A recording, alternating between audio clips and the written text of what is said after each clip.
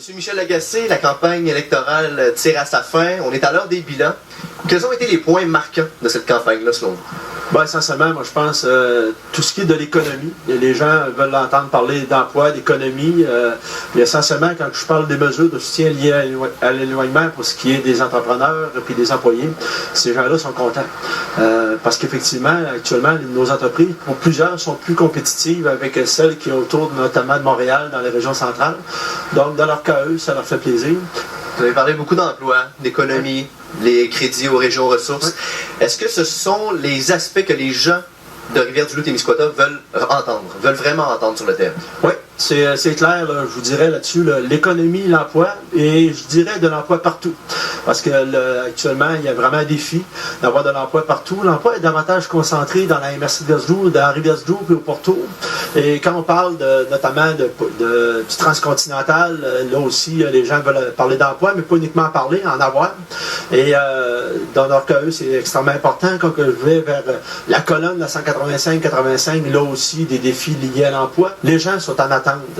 Et non pas de mirage, mais effectivement du palpable, des véritables emplois occupés par des véritables personnes et des emplois de qualité.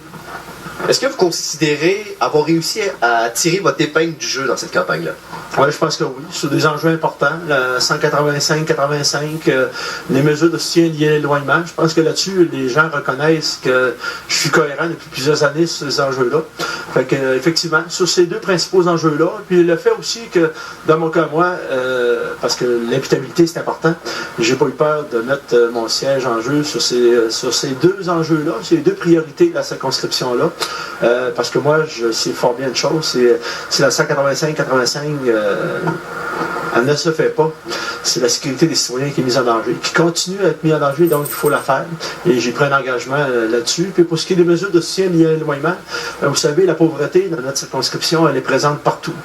Plus de 900 dans la MRC de Gazou, 600 dans la MRC de Témiscouata et 300 dans la MRC des Basques. Et ça s'aggrave. Quand on représente le peuple à l'Assemblée nationale, ben, il faut vraiment représenter nos citoyens. Donc, des mesures, c'est extrêmement important.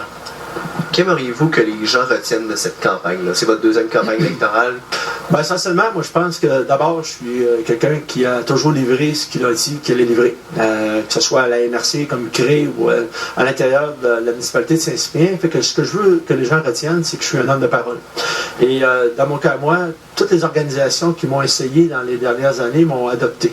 Les populations que j'ai desservies, je pense, je l'ai fait correctement, je l'ai fait en réponse à leur attente. Puis ce que je souhaite, c'est que le 7 avril, que les gens fassent ce choix-là. Un choix différent, mais le choix d'une personne qui va pas uniquement s'engager à livrer des choses, mais qui va les livrer. Merci, M. Lagacé. Merci, M. Falardeau.